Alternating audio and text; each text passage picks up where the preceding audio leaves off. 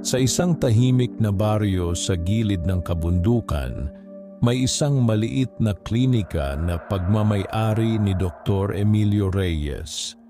Kilala siya bilang isang mabait at masipag na manggagamot, kahit na kakaunti lamang ang kanyang pasyente dahil sa liblib na lokasyon ng kanyang pinagtatrabahuhan. Sa kabila nito, hindi niya kailanman pinabayaan ng sino mang lumalapit sa kanya, may pera man o wala. Ang gabi ay payapa, halos walang marinig, kundi ang huni ng mga kuliglig at ang marahang ihip ng hangin sa mga puno. Nakaupo si Dr. Emilio sa kanyang mesa. Binabasa ang ilang tala tungkol sa mga pasyente niya noong nakaraang linggo. Malapit na siyang magsara ng klinika nang may marinig siyang mahinang katok sa pintuan. Hindi siya agad tumayo. Sa ganitong oras, bihira na ang dumadating. Minsan ay may mga emergency, ngunit kadalasan ay wala na.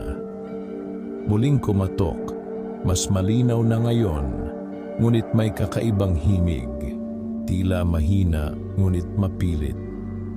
Tumayo si Dr. Emilio at dahan-dahang lumapit sa pintuan. Nang kanyang buksan ito, wala siyang nakita kahit sino. Tanging malamig na hangin ang sumalubong sa kanya. "May tao ba riyan?" tanong niya, bahagyang nagtataka. Walang sumagot. Isasara na sana niya ang pinto nang bigla niyang maramdaman ang isang presensya sa kanyang likuran. Mabilis siyang napalingon. May isang binatilyong lalaki na nakatayo sa loob ng klinika. Napaatras si Dr. Emilio sa gulat. Hindi niya narinig kung paano ito pumasok. Ang lalaki ay payat, maputla at tila pagod na pagod. Ang kanyang mga mata ay malalim, parang matagal nang hindi natutulog. Nakasuot siya ng simpleng damit na tila lumana at ang kanyang katawan ay bahagyang nanginginig. "Paano ka nakapasok?" tanong ng doktor. Hindi agad sumagot ang lalaki. Sa halip, dahan-dahan itong lumapit. "Dok, tulungan niyo po ako," mahina nitong sabi. May kakaibang lamig sa boses nito, ngunit hindi iyon ang agad na pansin ni Dr. Emilio. Ang mas kapansin-pansin ay ang lungkot at desperasyon na nakapaloob sa bawat salita. "Ano ang nararamdaman mo?" tanong ng doktor, agad na bumalik sa kanyang pagiging profesional. "May sakit po ako. Malala na po. Kailangan ko pong gumaling." Pinaupo siya ni Dr. Emilio at sinubukang suriin. Ngunit habang nilalapitan niya ang binatilyo, may napansin siyang kakaiba. Walang init ang katawan nito. Para itong yelo.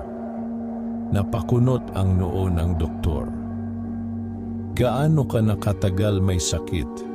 tanong niya. "Matagal na po, pero wala na pong tumutulong sa akin," sagot ng lalaki. Habang kinakausap niya ito, mas lalong nagiging malinaw sa doktor na may kakaiba sa kanyang pasyente. Hindi normal ang tibok ng puso nito. Sa katunayan, wala siyang maramdamang tibok. Napahinto si Dr. Emilio. "Anong pangalan mo?" tanong niya, pilit pinipigilan ang kaba. "Mateo po," sagot ng binatilyo. "Mateo, nasaan ang pamilya mo?" Bahagyang yumuko ang binatilyo. "May sakit po ako noon. Hindi na po ako nadala sa ospital. Wala po kaming pera. Iniwan ko po sila." pero hindi pa po ako handang mawala. Napatingin ng mabuti ang doktor sa kanya. Ano ang ibig mong sabihin? Unti-unting itinaas ni Mateo ang kanyang ulo. Ang kanyang mga mata ay tila may kakaibang liwanag. Hindi maliwanag, kundi malalim, parang naglalaman ng matinding pagnanais.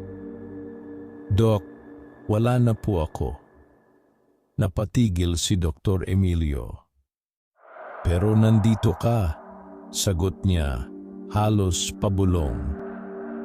Kaluluwa lang po ako, mahinang sabi ni Mateo. Pero ang katawan ko, naroon pa po. Hindi pa po ako tuluyang nawawala. Parang tumigil ang mundo sa sandaling iyon. Hindi agad makapaniwala ang doktor.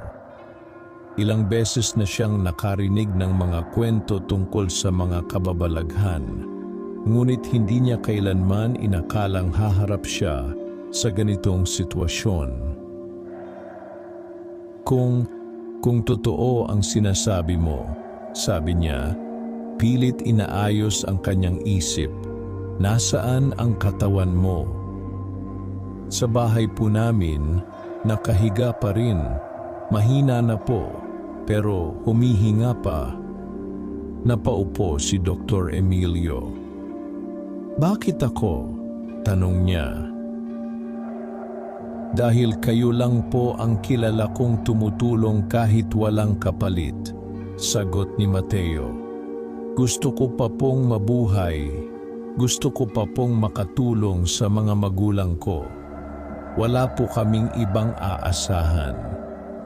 Tahimik na napatingin ang doktor sa kanya. Sa buong buhay niya bilang manggagamot, sinumpaan niyang gagawin ang lahat para iligtas ang buhay ng kanyang pasyente. Ngunit ngayon, hindi niya alam kung paano tutulungan ang isang kaluluwang humihingi ng tulong para sa sariling katawan. Ngunit sa kabila ng lahat, may isang bagay siyang malinaw na naramdaman. Ang pagnanais ng batang ito ay totoo. Hindi ito kasakiman, hindi ito takot. Isa itong malalim na pagmamahal sa pamilya. Tumayo si Dr. Emilio. Dalhin mo ako sa bahay ninyo, sabi niya. Bahagyang nagliwanag ang mukha ni Mateo. Maraming salamat po, Dok. Dahan-dahang tumango ang doktor, kahit na hindi pa niya lubos na nauunawaan ang kanyang papasukin. Habang papalabas sila ng klinika, napansin niya na ang paligid ay tila mas malamig kaysa kanina. Ang hangin ay may kakaibang bigat at ang gabi ay tila mas tahimik. Ngunit hindi na siya umatras. Sa unang pagkakataon sa kanyang buhay, haharap si Dr. Emilio sa isang misteryong lampas sa agham. Isang laban hindi lamang para sa buhay, kundi para sa kaluluwa. At sa gabing iyon, nagsimula ang isang paglalakbay na magbabago sa kanyang paniniwala, sa kanyang propesyon, at sa kanyang pagkatao. Tahimik ang gabing bumalot kina Dr. Emilio at Mateo habang tinatahak nila ang makitid na daan palabas ng baryo. Walang buwan na gumagabay sa kanila at ang tanging liwanag ay nagmumula sa dalang maliit na lampara ng doktor. Sa bawat hakbang, mas lalong nararamdaman ni Dr. Emilio ang kakaibang lamig na tila sumusunod sa kanila. Hindi nagsasalita si Mateo. Nauuna lamang siya, parang alam na alam ang bawat liko at daan, kahit pa madilim ang paligid. Paminsan-minsan ay napapansin ng doktor na tila hindi tumatapak ng lubos sa lupa ang binatilyo. ngunit pinipilit niyang huwag magpatalo sa kanyang takot. Matagal-tagal din silang naglakad bago marating ang isang maliit at lumang bahay na yari sa kahoy. Halos nakatago ito sa likod ng mga puno at damuhan, tila iniiwasan ng mundo. "Ito na po," mahinang sabi ni Mateo. Huminto si Dr. Emilio at tinitigan ang bahay. Walang ilaw sa loob, tahimik, masyadong tahimik. "Nasaan ang mga magulang mo?" tanong niya. "Natulog na po sila, pagod po kasi sa trabaho," sagot ni Mateo. Dahan-dahang lumapit ang doktor sa pintuan at marahang itinulak ito. Hindi ito nakalock, bumukas ang pinto na may mahinang langit-ngit. Sa loob, sinalubong siya ng amoy na kahoy, lupa at kahinaan. Sa isang sulok ng maliit na silid, may isang lumang higaan na tinatabingan ng manipis na kumot. "Doon po," sabi ni Mateo. Lumapit si Dr. Emilio at doon niya nakita ang katawan. Isang binatilyong lalaki, parehong-pareho ng itsura ni Mateo, nakahiga, maputla at halos walang galaw. Ang dibdib nito ay marahang umaangat at bumababa, tanda ng mabagal na paghinga. Napahinga ng malalim ang doktor. "Buhay pa," bulong niya. Agad niyang inilapag ang kanyang bag at sinimulang suriin ang katawan. Mahina ang pulso, mabagal ang paghinga. Mainit ang noo, ngunit hindi normal ang init, parang may lumalaban sa loob ng katawan. "Matagal na siyang ganito?" tanong niya. "3 araw na po," sagot ni Mateo mula sa kanyang likuran. Unti-unti pong nanghina hanggang sa hindi na po siya nagising. Napapikit sandali si Dr. Emilio. 3 araw. Sa karaniwang sitwasyon, dapat ay mas lumala na ito. Ngunit tila may kung anong pumipigil sa tuluyang pagkawala ng buhay ng bata. "May sakit ka ba noon?" tanong ng doktor habang patuloy sa pagsusuri. "Opo, inuubo po ako at nilalagnat. Hindi po ako napagamot agad." Napatingin ang doktor sa paligid. Wala siyang nakitang gamot, wala ring maayos na kagamitan. Isang malinaw na tanda ng kahirapan. "Hindi nila alam na nandito ka ngayon?" tanong niya. Hindi agad sumagot si Mateo. "Hindi po, hindi nila ako nakikita." Sandaling natahimik ang doktor. Sa kabilang sulok ng bahay, naroon ang 2 taong mahimbing na natutulog. Marahil ang mga magulang. Kitang-kita sa kanilang anyo ang pagod at hirap ng buhay.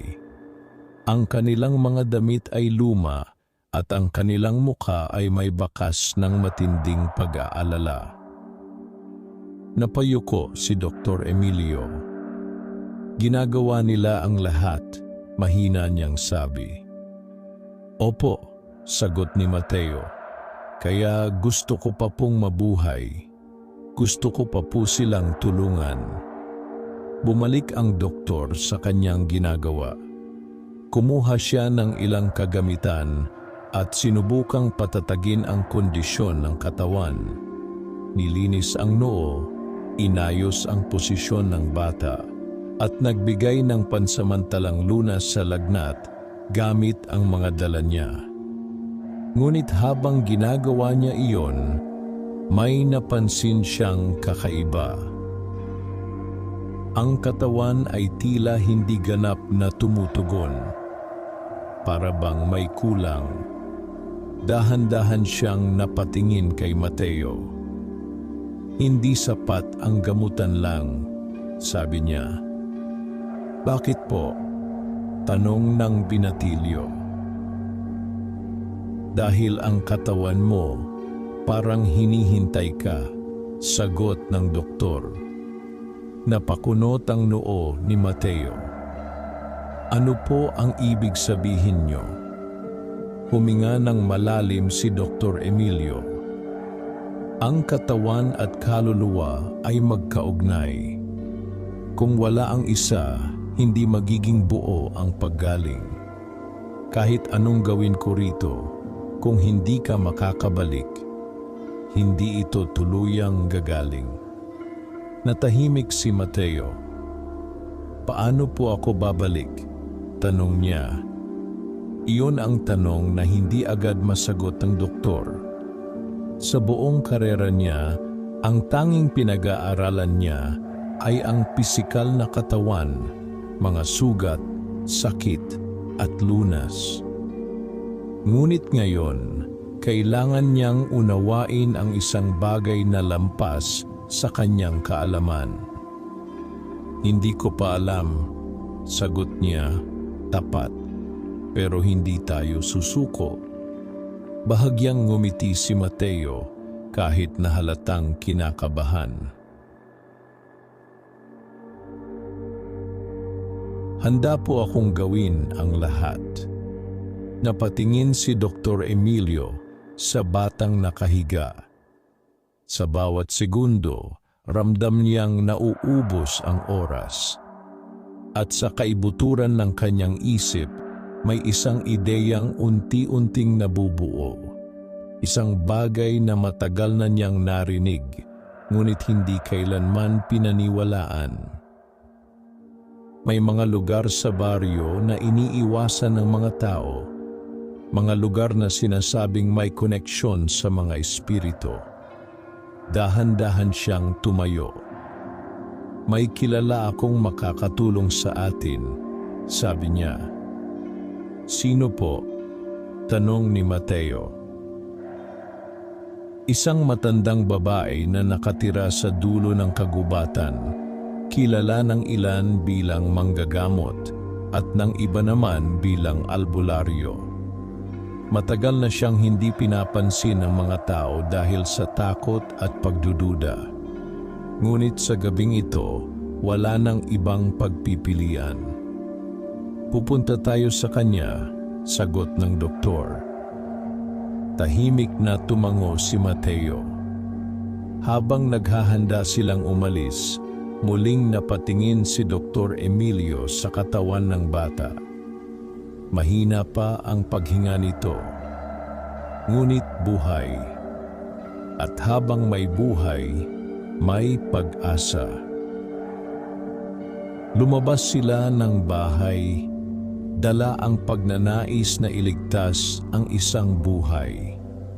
At marahil, maintindihan ang isang hiwagang matagal nang iniiwasan ng mundo. Sa pagsisimula ng kanilang susunod na hakbang, mas lalong lumalalim ang misteryong kanilang haharapin. At sa bawat sandali, papalapit sila sa hangganan ng agham at kababalaghan, kung saan ang tanging sandata nila ay paniniwala, tapang at pag-asa. Nagpatuloy ang paglalakad nina Dr. Emilio at Mateo sa mas madilim na bahagi ng baryo, ang lugar na bihirang puntahan ng mga tao, lalo na kapag gabi. Habang papalayo sila sa mga bahay, unti-unting napapalitan ng makakapal na puno at matataas na damo ang kanilang paligid. Ang hangin ay tila mas mabigat at ang bawat tunog, maging ang pag-aspas ng dahon, ay may dalang kakaibang kaba. Alam ni Dr. Emilio ang daan kahit matagal na siyang hindi nagagawi roon. Noon pa man, naririnig na niya ang tungkol sa matandang albularyo na nakatira sa dulo ng gubat. May mga nagsasabing siya ay tunay na manggagamot, ngunit mayroon ding naniniwalang siya ay may koneksyon sa mga bagay na hindi maipaliwanag. Hindi siya kailanman naniwala sa mga ganitong kwento.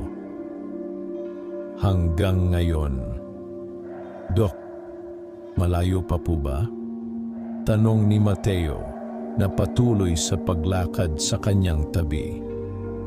Malapit na, sagot niya kahit hindi siya ganap na sigurado. Sa wakas, narating nila ang isang maliit na kubo na tila halos tinabunan na ng mga halaman. May isang ilaw na nagmumula sa loob, mahina ngunit sapat upang makita ang hugis ng bahay. Huminto si Dr. Emilio sa harap ng pintuan. Hindi siya agad kumatok. Sa unang pagkakataon, naramdaman niya ang pag-aalinlangan. Ngunit nang maalala niya ang batang nakahiga sa kama at ang kaluluwang nakatayo sa kanyang tabi, nawala ang kanyang pagdududa. Dahan-dahan siyang kumatok. 1 beses, 2 beses. Bago pa siya muling kumatok, biglang bumukas ang pinto. Tumambad sa kanila ang isang matandang babae. Kulubot ang balat, maputi ang buhok, at matalim ang mga mata. Nakasuot siya ng simpleng damit, ngunit ang kanyang presensya ay may bigat na hindi maipaliwanag. Hindi siya nagulat. Sa halip, tila matagal na niyang inaasahan ang kanilang pagdating. "Pumasok kayo," sabi niya, bago pa man magsalita si Dr. Emilio. Nagkatinginan ang dalawa, ngunit sumunod sila.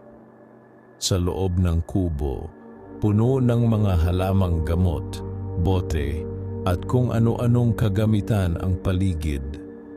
May amoy ng pinatuyong dahon at usok ng insenso na nagpapabigat sa hangin.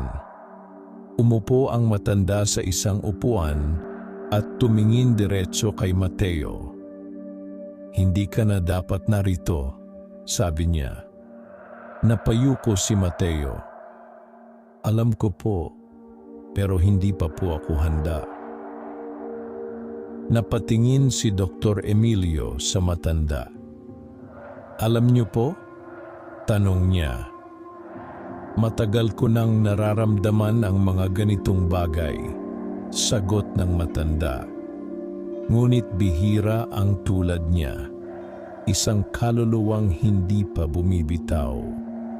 Lumapit si Dr. Emilio. "Kailangan namin ng tulong," sabi niya. May katawan pa siyang humihinga, pero hindi siya makabalik. Tahimik na tumingin ang matanda sa kanya. "Doktor ka," sabi nito. "Sanay kang umasa sa nakikita at nasusukat. Bakit ka lumapit sa akin?" Huminga ng malalim si Dr. Emilio. "Dahil hindi sapat ang alam ko para sa sitwasyong ito." Sandaling natahimik ang matanda. Pagkatapos ay bahagya siyang ngumiti. "Magandang sagot." Tumayo siya at lumapit kay Mateo. "May dahilan kung bakit ka nahiwalay sa iyong katawan," sabi niya. "Hindi basta-basta nangyayari ito." "May sakit po ako," sagot ni Mateo. "Hindi po ako naagapan." Umiling ang matanda. "Hindi lang iyon," sabi niya. "Ang katawan mo ay mahina, oo. Ngunit ang iyong kaluluwa ay kumawala dahil may humihila rito." Napakunot ang noo ni Dr. Emilio. "Humihila?" tanong niya. "May puwersang gustong angkinin ang katawan na iyon," sagot ng matanda. "Kapag tuluyan itong nangyari, Kahit anong gawin natin, hindi na siya makakabalik. Napatigil si Mateo. Anong puwersa po iyon? Hindi agad sumagot ang matanda. Sa halip, tumingin siya sa isang sulok ng kubo kung saan may nakasabit na lumang anting-anting. May mga nilalang na naghahanap ng mga katawan na mahina, lalo na ang mga walang kaluluwa, dahan-dahan niyang sabi. Nanlamig ang pakiramdam ni Dr. Emilio. Gaano katagal bago mangyari iyon? Tanong niya.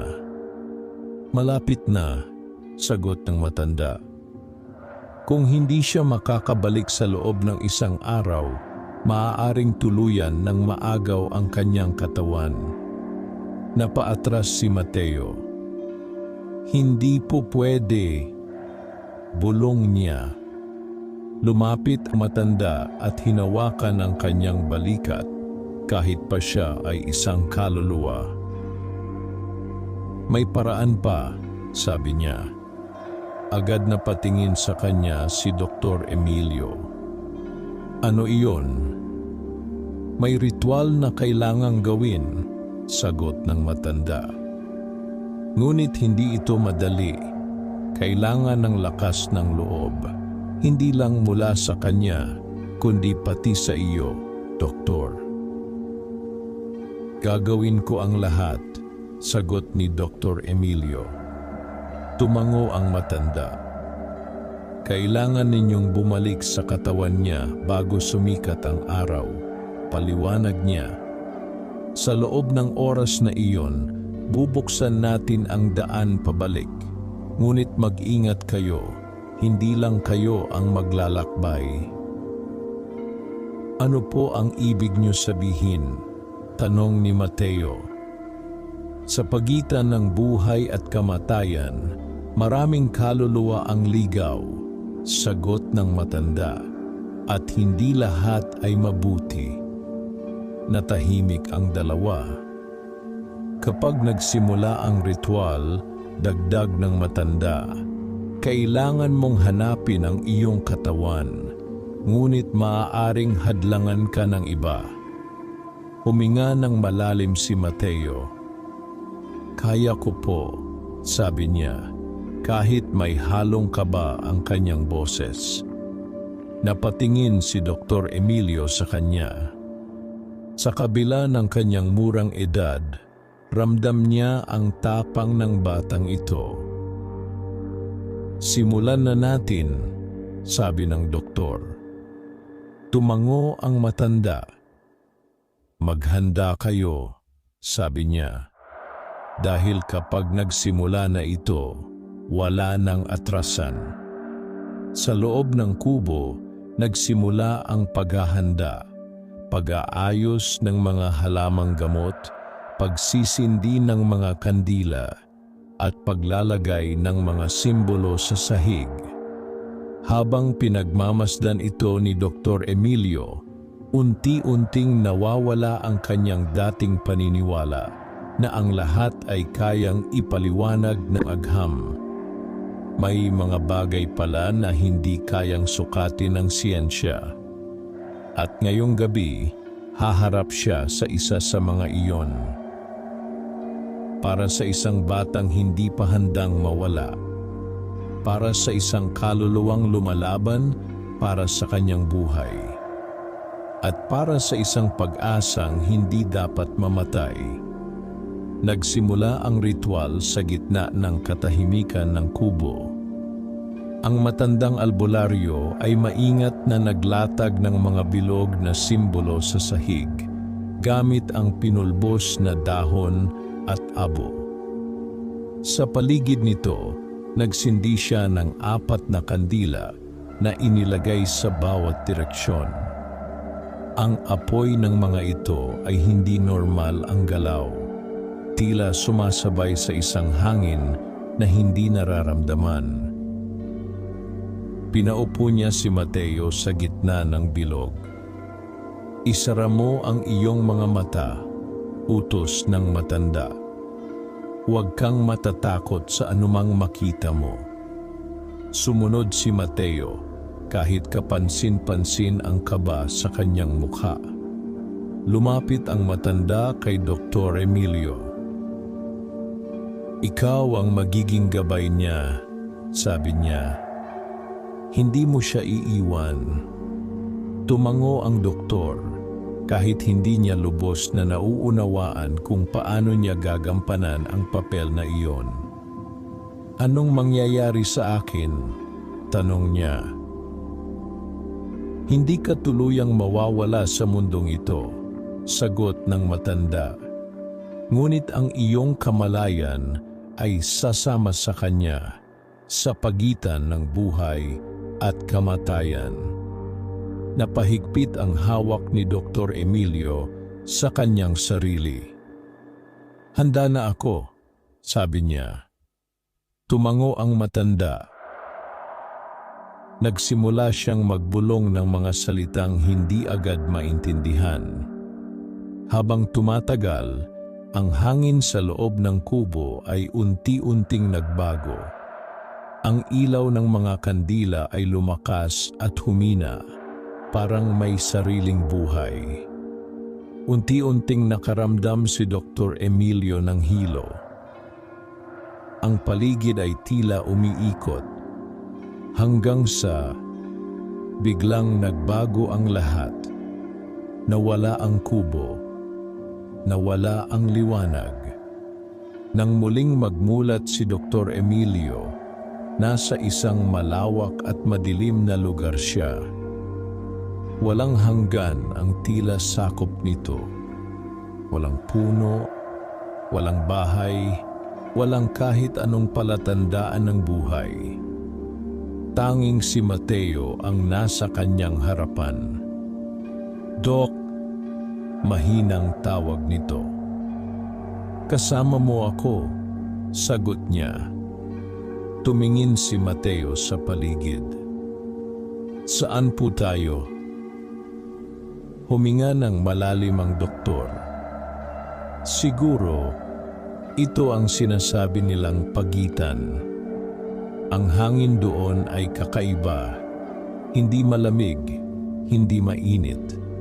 Ngunit may bigat itong dala, parang may nakatingin sa kanila kahit walang nakikita. Hanapin natin ang katawan mo, sabi ni Dr. Emilio. Tumango si Mateo. Nagsimula silang maglakad. Sa bawat hakbang, tila nagbabago ang anyo ng paligid. Minsan ay may malalayong anino, minsan ay parang may mga boses na hindi maintindihan. Parang may mga bulong na sumusunod sa kanila. Huwag mong pansinin, sabi ng doktor. Ngunit hindi ganoon kadali. Sa isang sandali, may narinig silang malinaw na tinig. Mateo, napahinto ang binatilyo. Boses po iyon ng nanay ko, sabi niya, nanginginig. Napatingin si Dr. Emilio sa direksyon ng tinig. Walang tao. Hindi iyon totoo, agad niyang sabi. Sinabi ng matanda, may mga kaluluwang maaaring manlinlang. Ngunit muling narinig ang boses. Anak, dito ka. Napapikit si Mateo. Gusto ko po siyang puntahan. Bulong niya. Hinawakan ni Dr. Emilio ang kanyang balikat. Hindi iyon ang nanay mo, mariin niyang sabi. Kung lilihis ka sa daan, baka hindi ka na makabalik. Dahan-dahang tumango si Mateo, kahit halatang nahihirapan. Nagpatuloy sila sa paglalakad. Ngunit habang lumalalim ang kanilang paglalakbay, mas lalong dumadami ang mga anino sa paligid. May mga hugis na tila sumusunod sa kanila, ngunit hindi tuluyang nagpapakita. Hanggang sa may isang anyo ang unti-unting lumitaw sa kanilang harapan. Isang nilalang na hindi ganap ang hugis. Ang katawan nito ay parang usok, ngunit ang mga mata nito ay malinaw, madilim, at walang laman. Napahinto sila. Ano iyon? Bulong ni Mateo. Hindi agad sumagot si Dr. Emilio. Ngunit alam niya, ito ang babala ng matanda. Ang nilalang ay dahan-dahang lumapit. Ang katawan, sabi nito. Ang boses ay parang maraming tinig na nagsasalita ng sabay. Ibigay mo sa akin. Napaatras si Mateo. Hindi, sabi niya. Mahina ka na, sagot ng nilalang. Hindi mo na kailangan iyon. Ako na ang papalit. Humakbang si Dr. Emilio sa harap ni Mateo. Hindi namin ibibigay, matatag niyang sabi. Sandaling natahimik ang nilalang. Pagkatapos ay ngumiti, kung matatawag mang ngiti ang pagbaluktot ng kanyang anyo. Kung ganoon, kailangan ninyong ipaglaban. Biglang nagbago ang paligid. Ang lupa ay tila naging mas madilim at ang hangin ay naging mabigat. Naramdaman ni Dr. Emilio ang matinding presyon, parang may pumipigil sa kanyang paggalaw. Mateo, sabi niya, huwag kang matakot. Tandaan mo kung bakit mo ito ginagawa. Napapikit ang binatilyo. Para sa mga magulang ko, bulong niya. Sa sandaling iyon, tila may liwanag na nagmula sa kanyang katawan. Mahina, ngunit sapat upang itaboy ang ilang bahagi ng dilim. Napaatras ang nilalang. Hindi pa tapos ito, sabi nito, bago unti-unting naglaho. Nawala ang bigat sa paligid. Napahinga ng malalim si Dr. Emilio. Malakas ka, sabi niya kay Mateo. Umiling ang bata. Takot po ako. Normal iyon, sagot ng doktor. Ang mahalaga, hindi ka sumusuko. Nagpatuloy sila sa paglalakad. Sa malayo, may isang liwanag na unti-unting lumilitaw. Dok, iyon po ba? Tanong ni Mateo. Tumango si Dr. Emilio. Sa tingin ko, iyon ang katawan mo. Ngunit habang papalapit sila, mas lalong lumilinaw ang katotohanan. Hindi sila nag-iisa. May iba pang mga aninong nagbabantay sa liwanag. At sa bawat hakbang nila palapit dito, mas lalong nagiging malinaw na ang pinakamahirap na bahagi ng kanilang paglalakbay ay hindi pa nagsisimula. Sa pagitan ng buhay at kamatayan, walang kasiguruhan. Tanging ang matibay na loob ang kanilang sandata.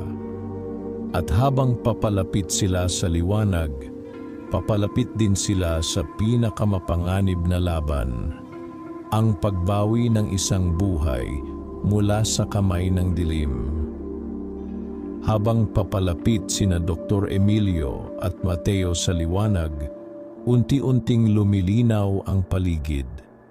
Ang dati walang anyong kadiliman ay nagkaroon ng hugis, parang isang malawak na kapatagan na nababalot ng manipis na usok. Sa gitna nito ay ang liwanag na kanilang sinusundan, kumikislap na tila tumatawag. Ngunit hindi ito payapang liwanag. Sa bawat hakbang nila, mas ramdam ang bigat sa hangin. Ang katahimikan ay tila may laman, parang may mga matang nagmamasid sa bawat galaw nila. Dok, may nararamdaman po ako, sabi ni Mateo, bahagyang huminto. Ano iyon? Tanong ni Dr. Emilio. Parang may pumipigil sa akin. Parang ayaw akong palapitin. Napatingin ang doktor sa paligid. Sa unay wala siyang makita, ngunit maya-maya ay napansin niya ang mga anino. Hindi na lamang basta gumagalaw sa gilid ng kanilang paningin, kundi malinaw nang nakapwesto sa daan patungo sa liwanag. Marami sila at tila naghihintay. Hindi sila aatras, mahinang sabi ni Dr. Emilio. Kailangan nating dumaan sa kanila. Napahigpit ang kamao ni Mateo. Kaya ko po, sabi niya, kahit halatang kinakabahan. Nagpatuloy sila sa paglakad. Sa bawat hakbang, ang mga anino ay tila lumalapit. Ang ilan ay may hugis ng tao, ang iba ay hindi maipaliwanag, parang pinagtagpi-tagping dilim na may sariling galaw. Hanggang sa tuluyan silang harangin. Isa sa mga anino ang humiwalay at lumapit sa kanila. Mas malinaw ito kaysa sa iba. May anyong halos kahawig ng tao, ngunit ang mukha nito ay walang detalye. Bakit ka bumabalik? Tanong nito. Ang boses ay malamig at walang emosyon. Hindi agad sumagot si Mateo. Dahil buhay pa po ako, sagot niya sa huli. Hindi ka nakabilang doon, sagot ng nilalang. Narito ka na. Mas madali kung tatanggapin mo na lamang. Umiling si Mateo. May pamilya pa po ako. Sandaling natahimik ang nilalang. Lahat ay may iniwan, sabi nito. Ngunit hindi lahat ay pinapayagang bumalik. Lumapit si Dr. Emilio. Hindi mo siya pag-aari, mariin niyang sabi. Dahan-dahang napalingon ang nilalang sa kanya. At ikaw? Tanong nito. Buhay ka pa, ngunit narito ka. Hindi ka ba natatakot na hindi na makabalik? Napahinto si Dr. Emilio. Sa unang pagkakataon mula nang magsimula ang kanilang paglalakbay, tumimo sa kanyang isip ang tanong. Paano kung hindi nga siya makabalik? Ngunit agad niyang naalala ang batang nakahiga sa kama.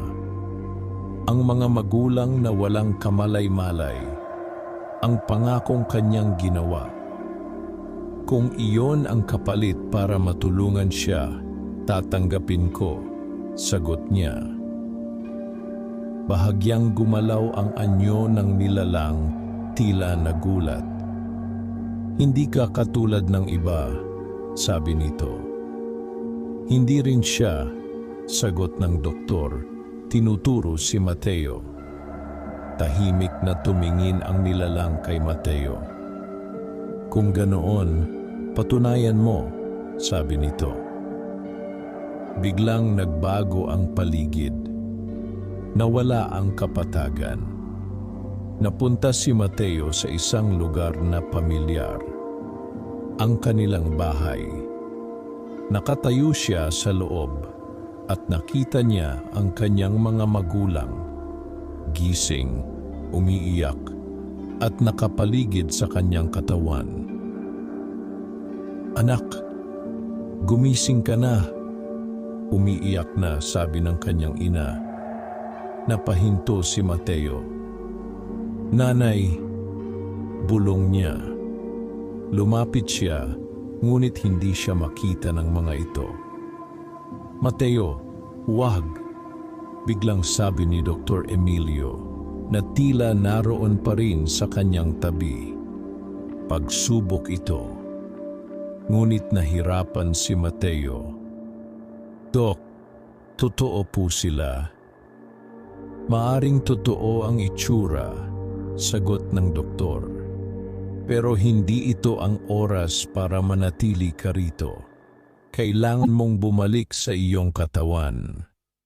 Napaiyak si Mateo. Gusto ko po silang yakapin. Natahimik si Dr. Emilio. Alam niyang iyon ang pinakamahirap. Ang makita ang mga mahal mo, ngunit hindi mo maabot. Makakabalik ka, sabi niya. Pero kailangan mong piliin ang daan. Unti-unting napapikit si Mateo. Huminga siya ng malalim. Babalik po ako para sa kanila, sabi niya. Sa sandaling iyon, naglaho ang tanawin. Bumalik sila sa kapatagan. Ang nilalang ay muling nasa kanilang harapan. Naipasa mo ang unang pagsubok, sabi nito.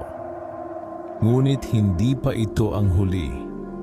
Sa likuran nito, ang iba pang mga anino ay nagsimulang gumalaw. Kung nais mong mabawi ang iyong katawan, dagdag nito, kailangan mong harapin ang sarili mong takot. Napakunot ang noo ni Mateo. Ano po ang ibig mong sabihin? Hindi sumagot ang nilalang. Sa halip, biglang nagdilim ang paligid. At sa loob ng dilim, may isang anyo ang unti-unting lumitaw. Isang batang lalaki. Parehong-pareho ng itsura ni Mateo, ngunit ang kanyang mga mata ay puno ng takot at panghihina. Iyan, ikaw, sabi ng nilalang. Napaatras si Mateo. Ako? Tumango si Dr. Emilio, bagamat naguguluhan. Siguro, ito ang bahagi mo na gustong sumuko, sabi niya. Lumapit ang aninong Mateo. Pagod na ako, sabi nito. Ayoko na. Mas madali na lang manatili rito. Napahigpit ang kamao ni Mateo. Hindi, sabi niya. Hindi mo na kaya, sagot ng anino. Mahina ka na. Wala kang magagawa kahit bumalik ka pa. Nanginginig si Mateo. Ngunit sa likod ng kanyang takot, may isang bagay na mas malakas. May magagawa pa ako, sagot niya. Kahit maliit, para sa kanila. Unti-unting nagliwanag ang kanyang anyo. Ang anino ay umatras. Hindi ka pa handa, sabi nito, bago tuluyang naglaho. Bumalik ang katahimikan. Ang liwanag sa harapan nila ay mas malinaw na ngayon. Mas malapit. Napahinga ng malalim si Mateo. Dok, kaya ko po pala, sabi niya. Ngumiti si Dr. Emilio. Simula pa lang, kaya mo na, sagot niya. Ngunit habang papalapit sila sa liwanag, isang bagay ang kanilang napansin. May isang mas malaking anino ang naghihintay sa mismong pintuan ng liwanag. Hindi ito tulad ng iba. Mas malakas, mas mabigat ang presensya. At sa paglapit nila, unti-unting lumilinaw ang anyo nito. Isang nilalang na tila matagal nang nag-aabang. Ang huling hadlang. Napahinto si Dr. Emilio. Mateo, sabi niya, ito na ang pinakamahirap. Tahimik na tumango ang bata. Handa na siya. Ngunit sa loob ng kanyang puso, alam niyang ang susunod na mangyayari ay magtatakda kung siya ba'y muling mabubuhay o tuluyang mawawala. At sa pagitan ng liwanag at dilim, magsisimula ang kanilang pinakahuling pagsubok. Huminto sina Dr. Emilio at Mateo ilang hakbang mula sa liwanag. Ngayon ay malinaw na nilang nakikita ang pinanggagalingan nito. Isang tila bukana, parang pintuang walang anyo na kumikislap sa gitna ng kawalan. Ngunit sa harap nito ay nakatayo ang isang nilalang na hindi maikakaila ang kapangyarihan. Mas malaki ito kaysa sa ibang mga anino. Mas malinaw ang anyo. At higit sa lahat, mas mabigat ang presensya. Parang ang mismong hangin ay napipilitang umatras sa paligid nito. Hanggang dito lamang kayo, sabi ng nilalang. Ang boses nito ay hindi malakas, ngunit tumatagos sa buong paligid, parang walang makakatakas sa bawat salitang binibitawan nito. Napahigpit ang hawak ni Mateo sa sarili. Kailangan ko pong makabalik, sabi niya. Dahan-dahang yumuko ang ulo ng nilalang, tila sinusuri siya. Marami na ang nagsabi niyan, tugon nito. Ngunit hindi lahat ay karapat-dapat. Lumapit si Dr. Emilio. May katawan pa siyang buhay, sabi niya. May pagkakataon pa siyang bumalik. Napatingin ang nilalang sa kanya. At ikaw, isang buhay na tao na pumasok sa lugar na ito, sabi nito.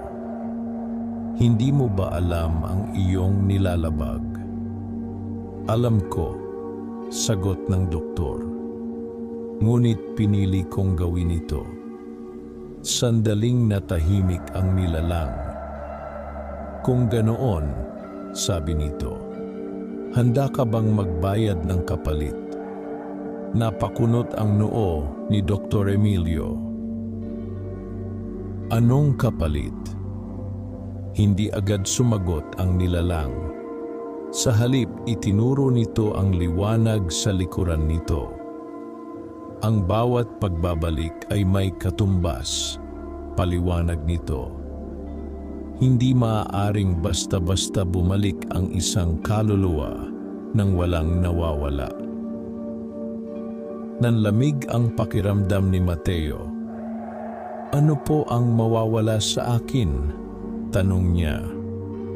Hindi ikaw ang tatanungin, sagot ng nilalang, kundi siya. Napatingin si Mateo kay Dr. Emilio. Doc? Tahimik ang doktor. Sa unang pagkakataon, naramdaman niya ang bigat ng sitwasyon. Hindi lamang ito laban para kay Mateo, kundi isang desisyong maaaring magbago sa kanyang sariling kapalaran. Ano ang kailangan? Tanong niya. Isang bahagi ng iyong lakas, sagot ng nilalang. Isang bahagi ng iyong buhay upang palitan ang nawawala sa kanya. Napatigil si Dr. Emilio. Kung tatanggapin niya iyon, hindi niya alam kung ano ang magiging epekto. Maaaring manghina siya. Maaaring hindi na siya maging tulad ng dati. Ngunit kung hindi niya tatanggapin, walang babalikan si Mateo. Dok, mahina ang boses ni Mateo. Ayoko pong may mangyari sa inyo. Napatingin sa kanya ang doktor. Sa kabila ng lahat, iniisip pa rin ng bata ang kapakanan ng iba. Dahan-dahang ngumiti si Dr. Emilio. Iyan ang dahilan kung bakit kailangan mong mabuhay, sabi niya. Huminga siya ng malalim at muling humarap sa nilalang. Tinatanggap ko, matatag niyang sabi. Biglang naging mas mabigat ang paligid. Ang liwanag ay tila kumislap ng mas maliwanag, habang ang anino ay dahan-dahang lumapit sa doktor. "Sigurado ka?" tanong nito. "Oo.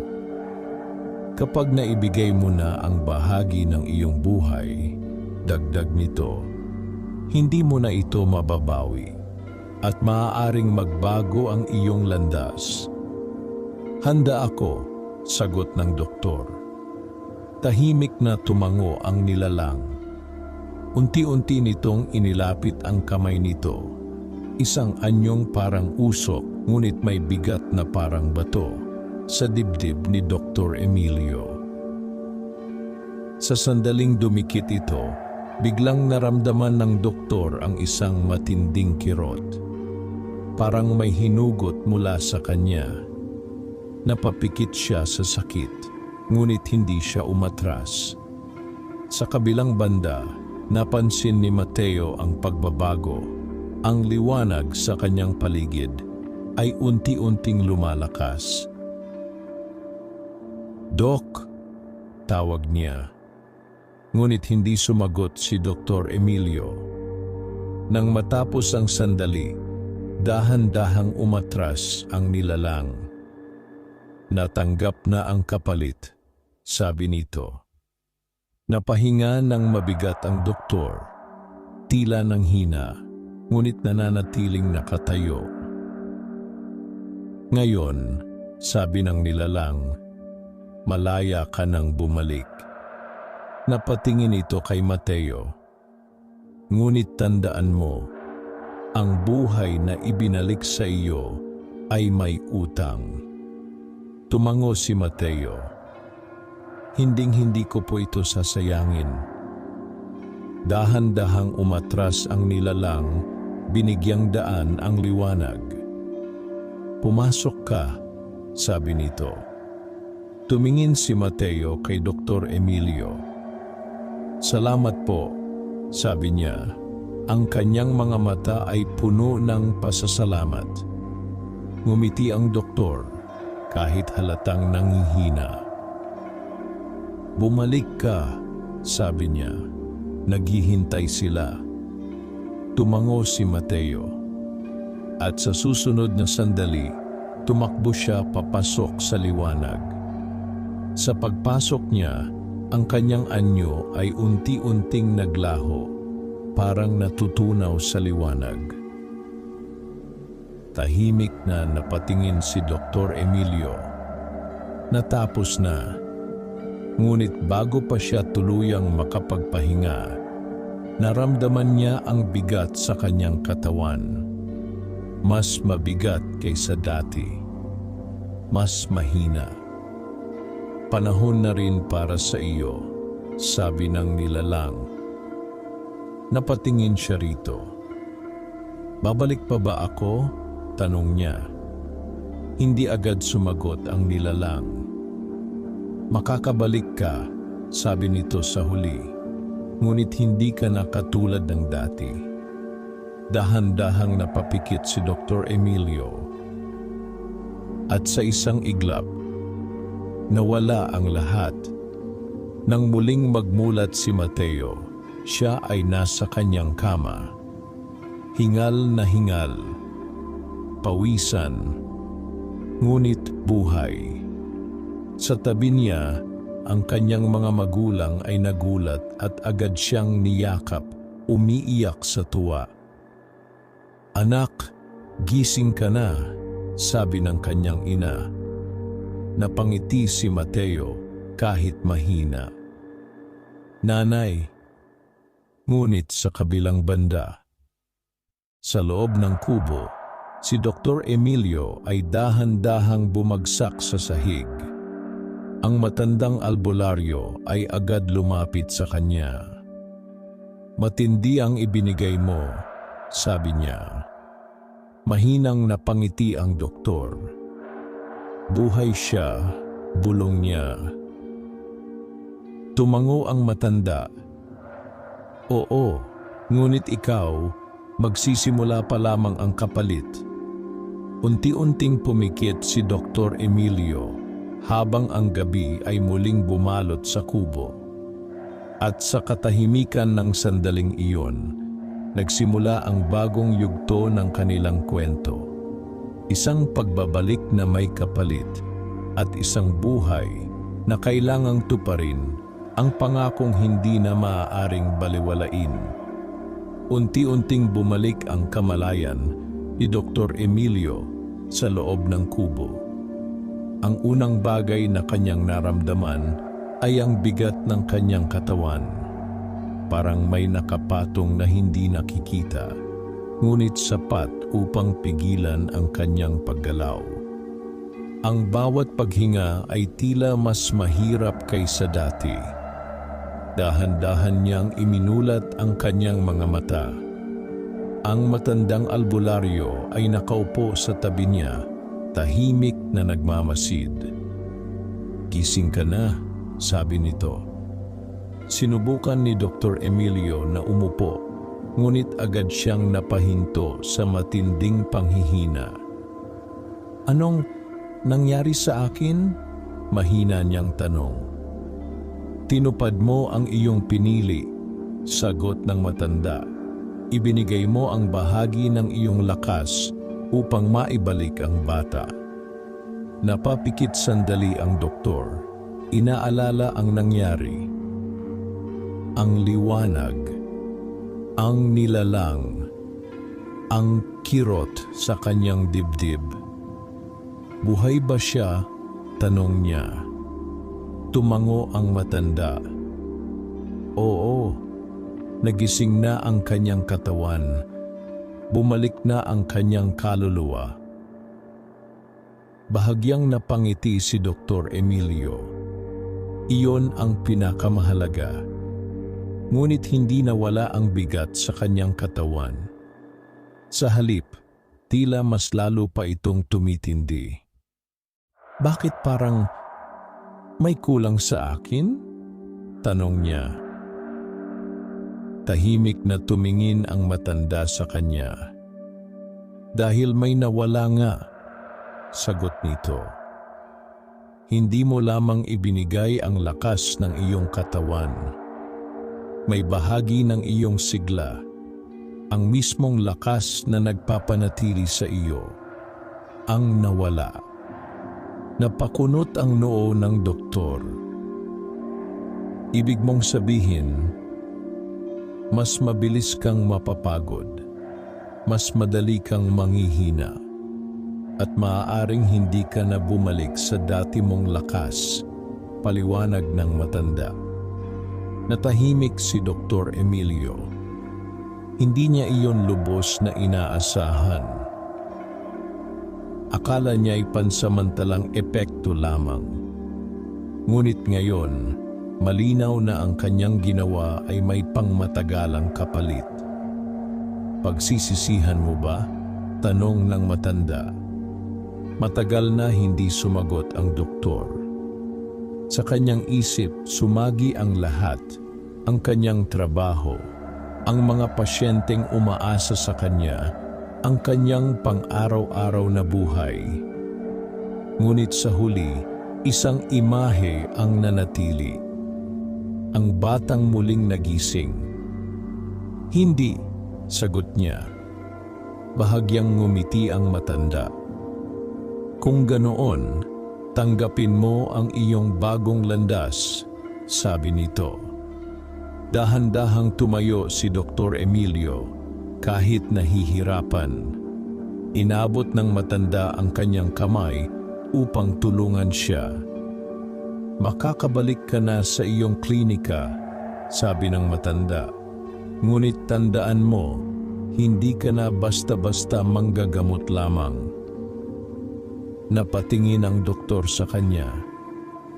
"Ano ang ibig mong sabihin?" "Tulad ng nakita mo, may mga sakit na hindi nakikita ng mata," sagot ng matanda. "At ngayon, ikaw ay bahagi na ng mundong iyon." Tahimik na napaisip si Dr. Emilio. Hindi niya alam kung handa ba siya roon.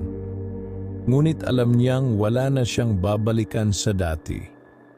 Nagpasalamat siya sa matanda at dahan-dahang lumabas ng kubo. Ang gabi ay halos patapos na. Sa silangan, may bahagyang liwanag na sumisilip, ang unang hudyat ng umaga. Habang naglalakad siya pabalik sa baryo, ramdam niya ang bawat hakbang. Mas mabigat, mas mabagal, ngunit mas malinaw ang kanyang layunin. Pagdating niya sa kanyang klinika, agad siyang umupo sa kanyang upuan. Tahimik. Walang katao-tao. Ngunit sa loob ng kanyang isip, hindi na tahimik. May mga bagay na hindi na niya maipagkakaila. Maya-maya, may narinig siyang mahinang katok sa pintuan. Napalingon siya. Sa sandaling iyon, bumalik sa kanya ang alaala ng unang gabi. Ang katok, ang lamig, ang presensya. Dahan-dahan siyang tumayo at binuksan ang pinto. Sa labas ay si Mateo. Ngayon ay buhay. Bagamat payat at mahina pa rin. Kasama niya ang kanyang mga magulang na kapwa may luha sa mata. "Dok," sabi ng bata, halos hindi makapagsalita. Lumapit ang kanyang ina. "Maraming salamat po," sabi nito. "Hindi namin alam kung paano kayo pasasalamatan." Ngumiti si Dr. Emilio kahit ramdam ang pagod. "Alagaan ninyo siya," sabi niya. "Kailangan pa niyang lumakas." Tumango ang mga magulang. "Gagawin po namin ang lahat." Tahimik na nagkatinginan sina Dr. Emilio at Mateo. Sa pagitan nila, walang kailangang sabihin. Pareho nilang alam kung ano ang kanilang pinagdaanan. "Dok, hindi ko po makakalimutan," sabi ni Mateo.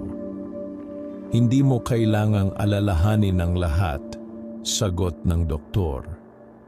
"Ang mahalaga, nabigyan ka ng panibagong pagkakataon." Ngumiti si Mateo.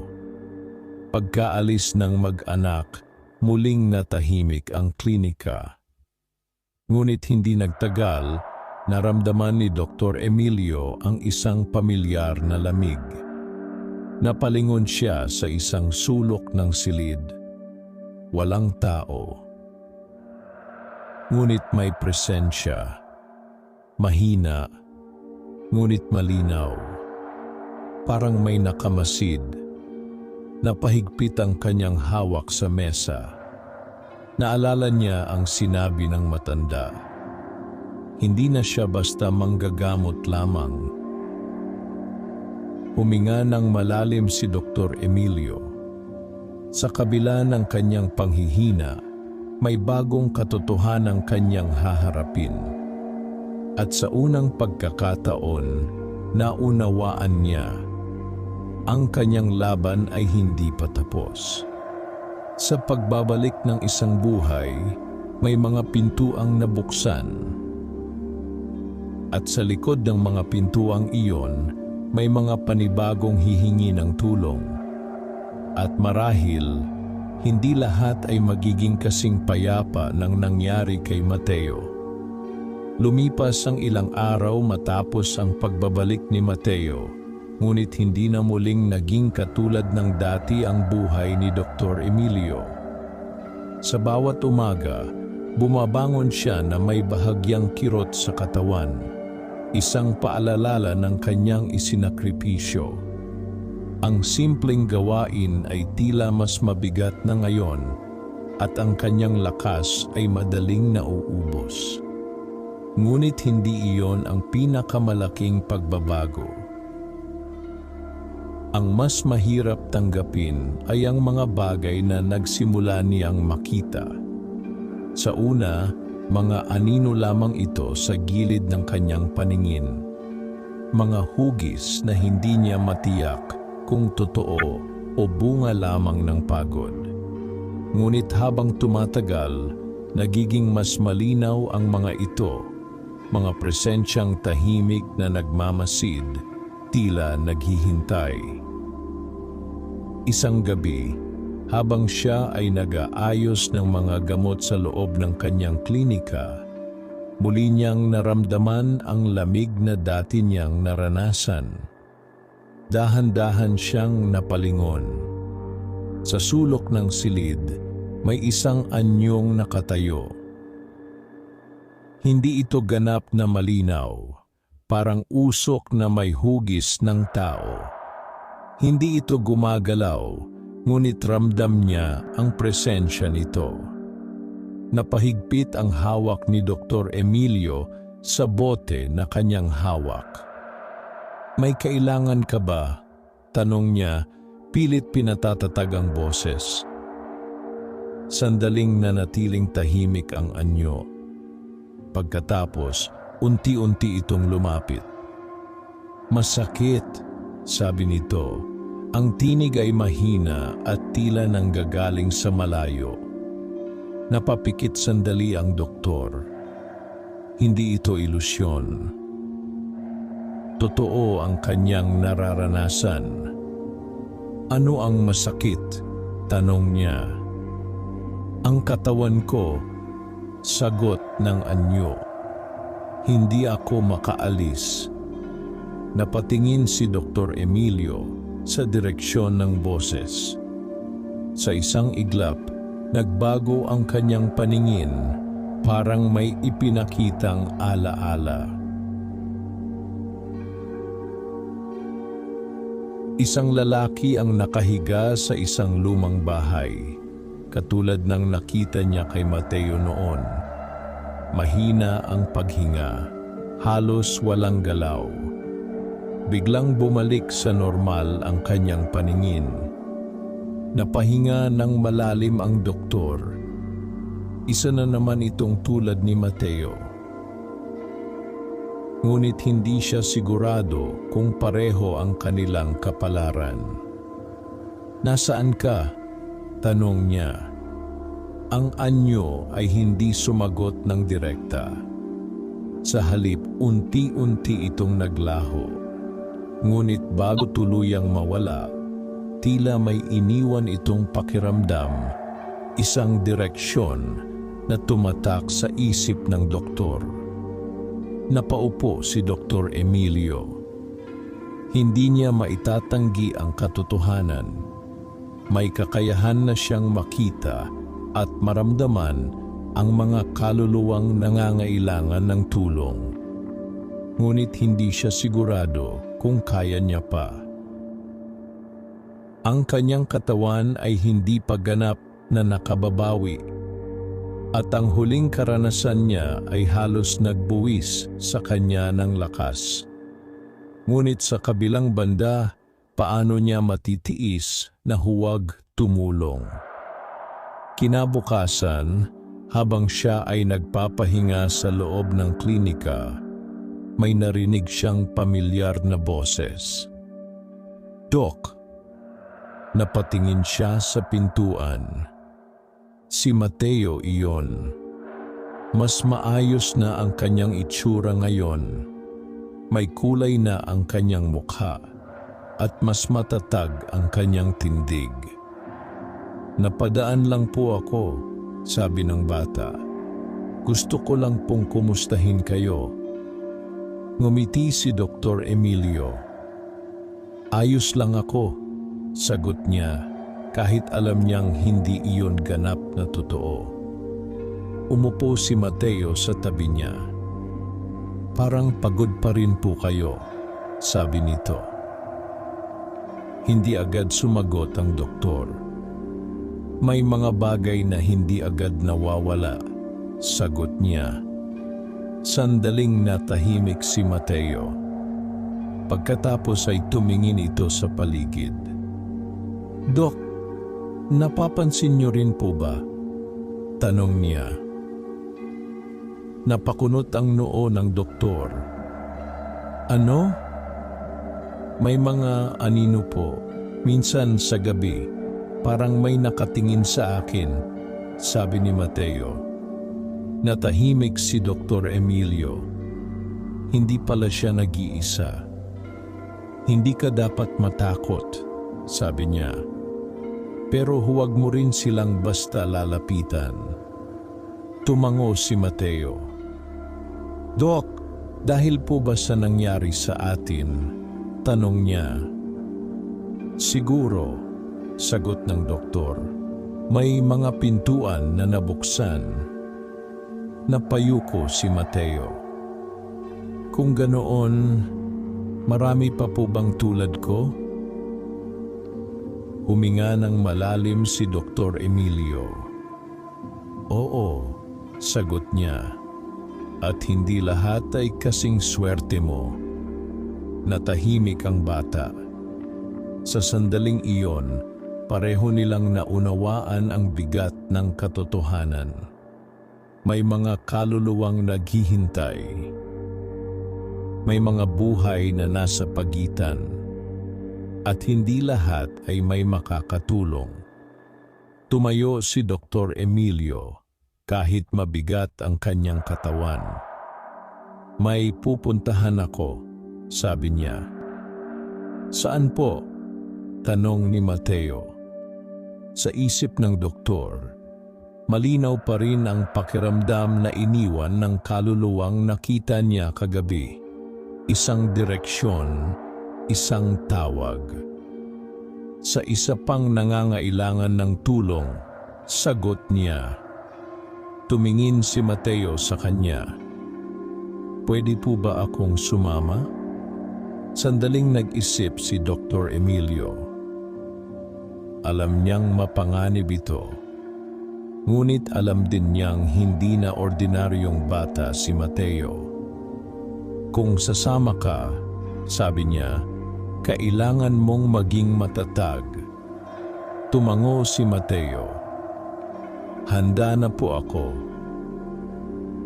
Tahimik na naglakad palabas ng klinika ang dalawa. Sa bawat hakbang, mas lumilinaw ang pakiramdam ng direksyon. Sa bawat hakbang, mas ramdam ang presensya ng kung anong naghihintay sa kanila. At sa kaibuturan ng kanilang paglalakbay, may isang bagay na malinaw. Ang kwento ni Mateo ay hindi nagtatapos sa kanyang pagbabalik. Ito pa lamang ang simula. At sa landas na kanilang tatahakin, mas marami silang haharapin. Mga kaluluwang nawawala, mga aninong nagugutom, at mga desisyong may kapalit na hindi basta-basta kayang tanggapin. Sa paglalim ng gabi, muli silang pumasok sa mundong hindi nakikita ng karamihan. At sa pagkakataong ito, hindi na sila basta naghahanap ng daan pabalik, kundi naghahanda sa mga laban na hindi nila inaasahan. Tahimik ang gabi habang tinatahak nina Dr. Emilio at Mateo ang daang itinuro ng pakiramdam na naiwan sa doktor. Wala silang tiyak na mapa, ngunit sa bawat hakbang, tila may humihilas sa kanila sa tamang direksyon.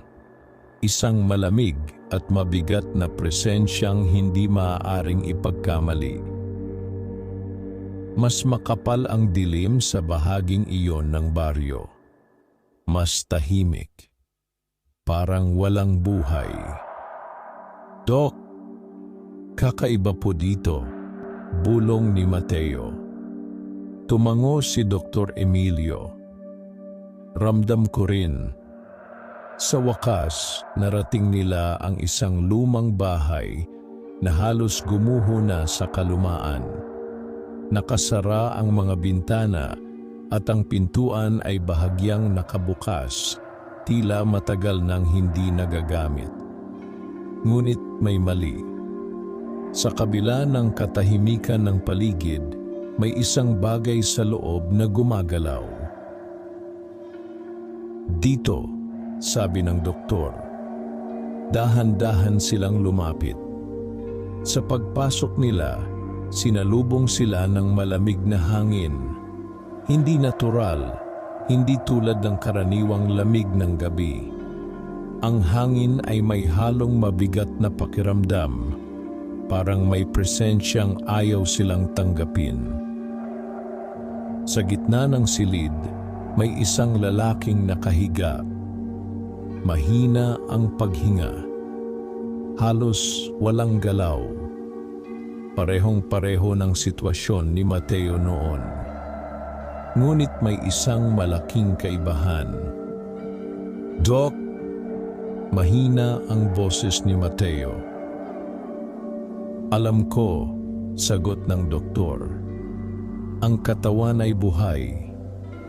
Ngunit ang presensya nito ay hindi tama." Habang lumalapit si Dr. Emilio upang suriin, biglang dumilat ang lalaki.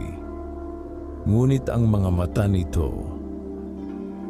hindi normal, madilim, walang pagkilala, at may kakaibang ngiti sa kanyang labi. "Hindi kayo dapat nandito," sabi ng lalaki. Ang boses ay hindi tugma sa kanyang anyo. Mas malalim, mas malamig. Napaatras si Mateo. "Iyan, hindi siya," bulong niya. Tumango si Dr. Emilio. "Hindi na siya ang may hawak ng katawan," sabi niya. Dahan-dahang bumangon ang lalaki kahit halatang mahina ang katawan. Ang kanyang galaw ay hindi natural. Parang may ibang nagmamaneho. "Matagal ko nang hinihintay ang pagkakataong ito," sabi nito. "Isang katawan na walang kaluluwa. Isang tahanang maaari kong angkinin." Napahigpit ang kamao ni Mateo. "Nasaan ang tunay na may-ari ng katawan?" tanong niya. Bahagyang ngumiti ang nilalang. "Mahina siya," sagot nito. "Nawala siya sa pagitan, tulad mo noon." Napatingin si Mateo kay Dr. Emilio. "Dok, baka pwede pa natin siyang iligtas," sabi niya. Tahimik na tumingin ang doktor sa nilalang. "Kung hindi pa tuluyang nawawala ang kaluluwa niya," sabi niya, "may pag-asa pa." Napalingon ang nilalang sa kanya. "At kung wala na?" tanong nito. "Kung ganoon, hindi ka namin papayagang manatili," sagot ng doktor. Biglang nagbago ang ekspresyon ng nilalang. Ang hangin sa paligid ay naging mas mabigat. "Akala mo ba madali ninyo akong mapapaalis?" sabi nito. Sa isang iglap, gumalaw ito ng mabilis. Hindi tulad ng katawan ng isang may sakit, kundi parang isang aninong may sariling lakas. Napaatras sina Dr. Emilio at Mateo. "Mateo!" sigaw ng doktor. "Huwag kang lalapit." Ngunit hindi umatras ang bata. Sa halip, humakbang siya pasulong. "Hindi mo pag-aari ang katawan na iyan," sigaw niya. Sandaling tumigil ang nilalang. "Matapang ka," sabi nito. "Ngunit hindi ka sapat." Biglang nagdilim ang paligid. Sa isang iglap, parang naputol sila sa normal na mundo. Ang bahay ay nagbago. Ang mga dingding ay tila naging mas madilim. Ang hangin ay mas mabigat. "Dok," bulong ni Mateo. "Kalma lang," sagot ng doktor, kahit ramdam niya ang takot. Sa gitna ng dilim, may isang mahinang liwanag na lumitaw sa likuran ng nilalang. Isang anyo. Isang kaluluwa. Mahina. halos nawawala. Iyan, siya, sabi ni Mateo. Napatingin si Dr. Emilio. Ang tunay na may-ari ng katawan ay naroon. Nakatali sa pagitan ng dilim at liwanag. Tila pilit hinihila palayo. Kailangan nating ilapit siya sa katawan, sabi ng doktor. Ngunit humarang ang nilalang. Huli na, sabi nito. Sa akin na ito. Huminga ng malalim si Dr. Emilio. Naalala niya ang sinabi ng albularyo. Hindi sapat ang lakas. Kailangan ang paniniwala. Mateo, sabi niya, tandaan mo kung paano ka nakabalik. Tumango si Mateo. Para sa pamilya, sagot niya. Gamitin mo iyon, sabi ng doktor. Lumapit si Mateo sa kaluluwang halos nawawala. Hindi pa tapos ang buhay mo, sabi niya. May naghihintay pa sa iyo. Bahagyang gumalaw ang anyo. Samantala, sumugod ang nilalang kay Dr. Emilio. Ngunit kahit mahina, hinarap ito ng doktor. Hindi siya umatras. Hindi ka na makakakuha pa ng isa, sabi niya. Sa sandaling iyon, tila may lakas na lumabas mula sa kanya. Hindi mula sa kanyang katawan, kundi mula sa kanyang desisyon. Napahinto ang nilalang. Sa kabilang banda, unti-unting lumalakas ang liwanag ng kaluluwa. Bumalik ka, sabi ni Mateo. Sa isang iglap, ang liwanag ay sumiklab. Ang kaluluwa ay mabilis na lumapit sa katawan. Sumigaw ang nilalang. Hindi! Ngunit huli na. Sa isang malakas na liwanag, naglaho ang kadiliman. Bumalik ang lahat sa normal. Ang lalaki ay muling nakahiga sa kama. Humihinga, nanginginig. Ngunit ang kanyang mga mata ay bumalik sa dati. Wala na ang madilim na presensya. Napaupo si Dr. Emilio, hingal na hingal. Natapos din, bulong niya. Lumapit si Mateo. Dok, okay lang po kayo? Tumango ang doktor, kahit halatang nanghihina. Buhay siya, sabi niya. Maya-maya, unti-unting dumilat ang lalaki. Ano ang nangyari? Mahina niyang tanong. Ngumiti si Mateo. Nakabalik ka, sabi niya. Tahimik na napatingin ang lalaki sa kanila.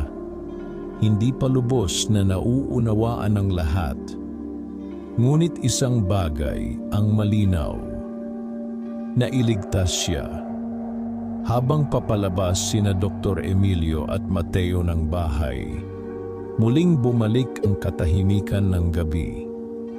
Ngunit sa pagkakataong ito, mas malinaw na sa kanila ang kanilang papel. Hindi lamang sila saksi sa kakaibang mundo. Sila ay bahagi na nito. At habang naglalakad sila pabalik, may isang tanong na bumuo sa isip ni Dr. Emilio. Ilang kaluluwa pa ang naghihintay? At hanggang kailan niya kakayanin ang kapalit ng bawat pagliligtas? Sa ilalim ng tahimik na kalangitan, nagsimula ang mas mabigat na katotohanan. Ang bawat tagumpay ay may kasunod na panibagong laban. At hindi lahat ng laban ay may katiyakang panalo. Muling bumalik sa katahimikan ang baryo matapos ang isa na namang gabing puno ng panganib. Sa unang tingin, tila walang nagbago. Ang mga bahay ay tahimik, ang hangin ay banayad, at ang mga tao ay abala sa kanilang pang-araw-araw na buhay. Ngunit para kina Dr. Emilio at Mateo, wala nang babalik sa dati. Sa loob ng klinika, nakaupo si Dr. Emilio, nakatingin sa kanyang mga kamay. Ramdam pa rin niya ang panghihina, mas malinaw na ngayon kaysa dati. Ang bawat paggalaw ay may kapalit na pagod, at ang bawat araw ay tila mas mabigat kaysa kahapon.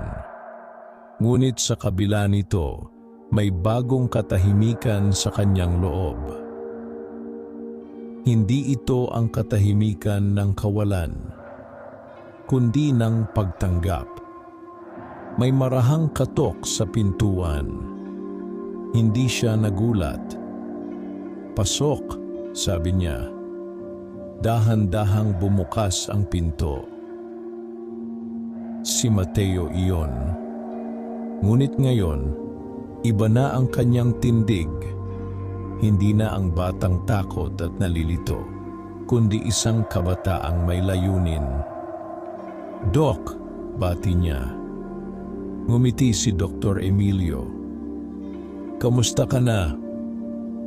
"Mas maayos na po," sagot ni Mateo. "Nakakatulong na po ulit ako sa bahay." Tumango ang doktor. "Maganda iyon." Sandaling natahimik ang dalawa. "Doc," muli niyang sabi, "gusto ko pong magpasalamat. Hindi lang po sa pagbabalik ko, kundi sa lahat ng itinuro niyo." Umiling si Dr. Emilio. "Hindi ako ang nagbalik sa iyo," sagot niya. "Ikaw iyon." Ngunit umiling si Mateo. "Kung hindi po kayo sumama sa akin, wala po akong magagawa." Tahimik na ngumiti ang doktor. Sa sandaling iyon, naramdaman niya ang isang bagay na matagal na niyang hindi naramdaman. Pag-asa. "May gusto po sana akong sabihin," dagdag ni Mateo. "Ano iyon?" "Gusto ko pong tumulong," sabi niya. "Kung may iba pa pong katulad ko, gusto ko pong sumama sa inyo." Napatingin si Dr. Emilio sa kanya. Hindi niya agad sinagot. Alam niyang hindi madali ang landas na tinatahak niya ngayon. Ang bawat hakbang ay may kapalit. Ang bawat pagliligtas ay may panganib. Ngunit nakita rin niya ang katatagan sa mga mata ni Mateo. Hindi na ito ang batang dati niyang nakilala. "Kaya mo ba?" tanong niya. "Opo," sagot ni Mateo, matatag. "Hindi na po ako matatakot." Napabuntong hininga si Dr. Emilio. "Hindi mawawala ang takot," sabi niya. "Pero matututo kang harapin iyon." Tumango si Mateo. "At kung handa ka na roon," dagdag ng doktor, "pwede kang sumama." Bahagyang napangiti ang bata. "Salamat po, Doc." Sa sandaling iyon, tila may isang bagong simula na nabuo.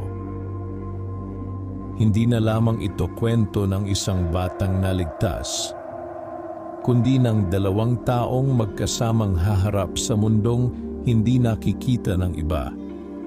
Habang nag-uusap sila, muling naramdaman ni Dr. Emilio ang pamilyar na lamig sa hangin.